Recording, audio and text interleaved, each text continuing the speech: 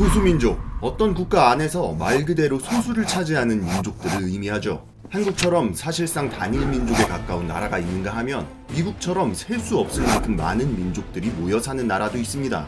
최근 쿠데타로 정세가 불안정한 미얀마에도 135개의 소수민족들이 있는데요. 이따만한 중국에 공식적으로 56개 소수민족이 있다고 하고, 이따만한 러시아에는 공식적으로 185개의 소수민족이 있는 것에 비교하면 미얀마는 국토에 비해 엄청나게 다양한 소수민족들이 공존하고 있다고 볼 수 있죠. 무엇보다 이곳에는 UN 피셜 세계에서 가장 박해받는 민족 로힝야인들이 살고 있습니다. 로힝야인들은 누구고 왜 미움을 받고 있는 걸까요?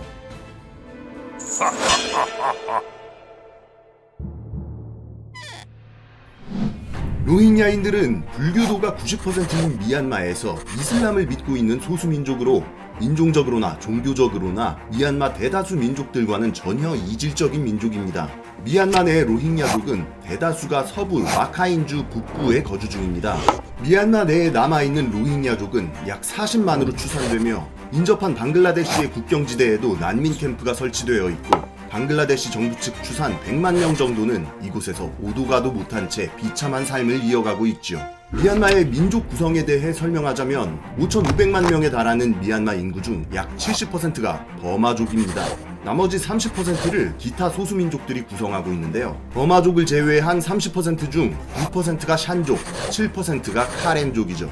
카렌족과 샨족 등의 소수민족들은 미얀마가 영국에서 독립한 직후부터 꾸준히 버마족 정부의 반기를 들고 분리독립 등을 주장하며 싸워오고 있습니다. 그냥 시위하고 불복종하는 수준이 아니라 반군이 존재해서 2000년대 들어 군부가 유화책으로 나오며 휴전이 이루어질 때까지 끊임없이 유혈 사태가 반복됐고, 특히나 샨족 반군은 미얀마, 태국, 라오스 국경지대 일명 골든 트라이앵글을 장악하여 헤로인 등의 마약을 생산해 전 세계에 수출해서 군수물자를 충당하기도 했죠. 그러나 이제 좀 살만해진 여타 소수민족들의 상황과는 다르게 로힝야족은 꿈도 희망도 없는 상황에 놓여 있습니다. 불과 10여 년 전인 2012년만 해도 라카인주에서 불교도 주민과 로힝야족 간의 유혈 사태가 일어나 90여 명이 죽고 7만 5천여 명이 난민이 되어 방글라데시로 탈출한 바 있으며, 이게 도화선이 되어 2016년에는 로힝야 반군이 미얀마 국경 초소를 공격,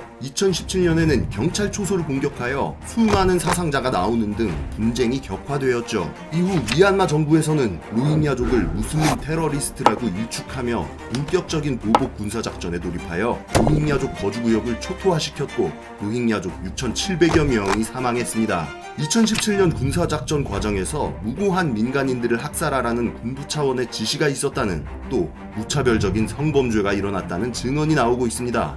현재 75만여 명의 난민이 발생하여 방글라데시 등으로 추방당해 떠돌고 있죠. 근데 말이죠, 이게 로힝야족 편만 들 수도 없는 게, 로힝야 반군은 IS에서 무기와 자금을 지원받는 데다가 버마족 불교도들 뿐만이 아닌 M1 힌두교도들과 어린이들까지 무차별적으로 살해하는 등 차마 쉴드 쳐줄 수 없는 행보를 보이고 있거든요.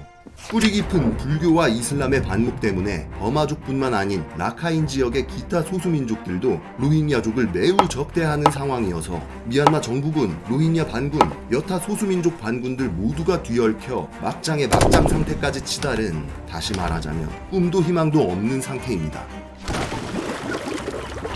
Divide and Rule, 분할하여 통치하라. 서구 열강들이 식민지에서 광범위하게 활용했던 통치 방식으로 식민지 주민들을 종교와 지역, 민족 등의 단위로 분할해 특정 집단의 이권을 몰아주어서 갈등을 일으키는 전략입니다. 특히나 이 전략을 아주 기가 막히게 사용했던 나라가 그렇죠, 영국이죠. 영국은 해당 지역의 원주민뿐 아니라 다른 식민지에서 관료 등의 중간 계층으로 써먹을 이민족들을 데려오는 응용 전략까지 자유자재로 구사했습니다. 일례로 영국의 전설적인 밴드 퀸의 보컬이었던 프레디 머큐리가 인도계 영국인이죠. 근데 프레디 머큐리 고향이 인도도 영국도 아닌 동아프리카의 잔지바르입니다. 지금의 탄자니아죠.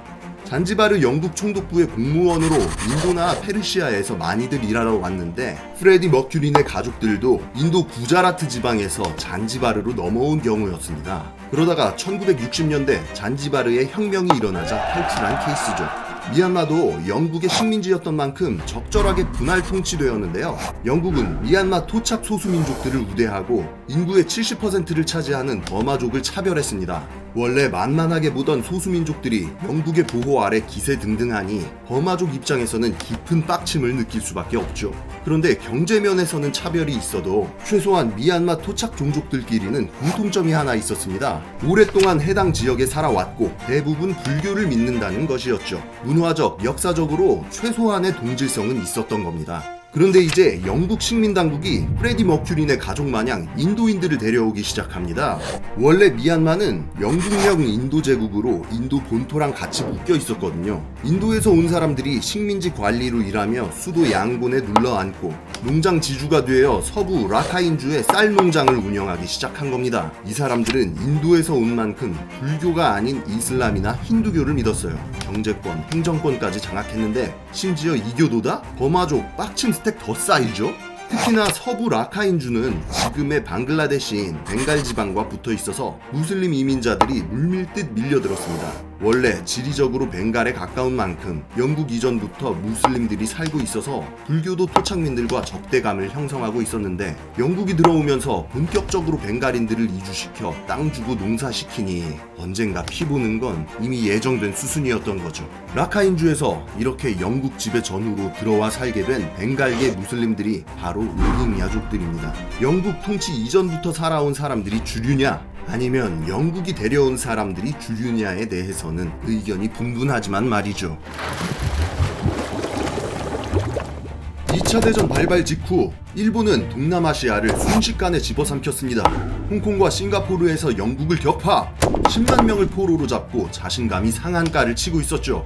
인도나 호주까지도 먹을 수 있겠다 싶었던 일본은 인도 진격 교두보를 이용하기 위해 미얀마로 공격해 들어왔습니다.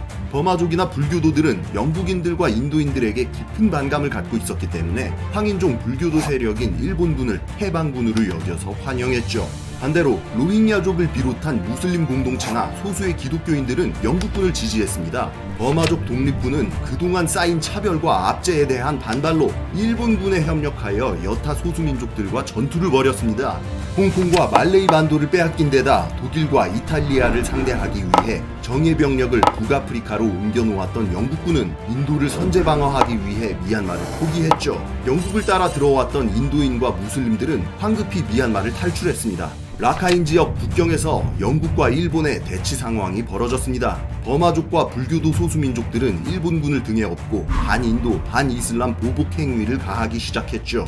이 때문에 기존 로힝야족들뿐만 아니라 미처 탈출할 수 없었던 미얀마 내 무슬림들이 일본군과 버마인들의 박해를 피해 라카인 지역으로 몰려들어 로힝야족들과 섞여 들어갔습니다. 그러나 라카인 지역도 이미 혼돈의 카오스, 불교도 토착민들은 버마족 세력과 합심하여 로힝야족을 탄압하며 벼랑 끝으로 몰았죠. 로힝야인들은 재산과 땅을 빼앗기고 학살당했으며 점차 거주지에서 밀려나 북쪽에 몰려 살게 되었습니다. 북아프리카에서 추축국 세력을 정리한 영국이 미얀마를 탈환하고 1947년 탕롱 합의로 마침내 미얀마의 독립을 승인했습니다. 그러나 이미 버마족을 비롯한 불교도 토착민들과 로힝야족의 관계는 돌이킬 수 없는 지경에 이르러 있었죠. 로힝야족은 영국 식민주의자들에게 부역한 배신자로 인식됐습니다. 주류인 버마족뿐 아니라 라카인 지역의 불교도 토착민족들은 언제라도 무슬림들을 말살시키기 위해 혈안이 되어 있었죠. 독립 이후 쿠데타로 정권을 잡은 군부는 겉으로는 민족 간의 화합을 내걸었지만 실제로는 영국이 했던 디바이드 앤 룰을 그대로 모방하여 소수민족들을 탄압했습니다. 버마족에게 유리한 정책을 추진하고 다른 민족들이 서로 갈라져서 싸우게 만들었죠. 미얀마 내 소수민족들을 135개로 세분화하고 시민권을 3등급으로 나눠서 발부한 것이 대표적 정책입니다. 군사정권은 시민권을 정시민, 준시민, 귀화시민으로 나눴는데 정시민을 제외한 사람들은 참정권과 사유재산이 인정되지 않았습니다. 기본적으로 시민권을 얻기 위해서는 영국의 침략 이전인 1823년 이전부터 미얀마 땅에 살고 있었다는 증거가 있어야만 했습니다. 로힝야족은 일부 지역을 제외하면 영국 이전부터 거주했다는 것을 증명할 수 없어 이 정책에 직격탄을 맞고 시민권 자체를 인정받지 못했습니다.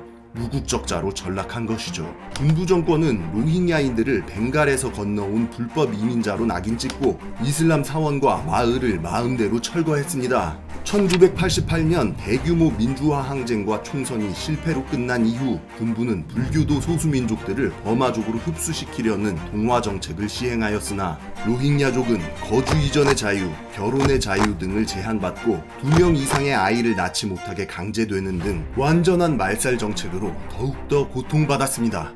2010년 미얀마가 민주화되면서 로힝야족에게도 숨통이 좀 트이나 했지만 민주화 과정에 깊게 연관되어 있는 불교 세력이 이슬람으로 화살을 돌려버리면서 오히려 불교 광신도 세력의 이슬람교 탄압이 더 거세졌습니다. 또한 허울뿐인 민주화일 뿐 군부의 입김이 아직도 절대적이기 때문에 기존의 소수민족 정책이 크게 변하는 걸 기대할 수도 없었죠.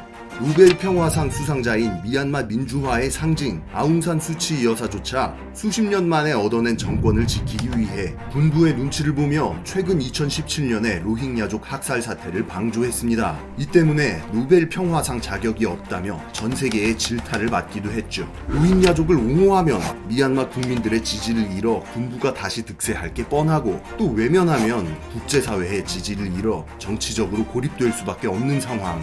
오랜 기간 디바이드 앤 룰 전략을 통해 만들어진 함정에 걸려버린 것이었습니다. 더군다나 2020년 11월 총선 결과에 불복한 군부가 이듬해인 2021년 초에 재차 쿠데타를 일으켜버리면서 로힝야족에겐 아주 조금의 희망마저 사라진 상태입니다.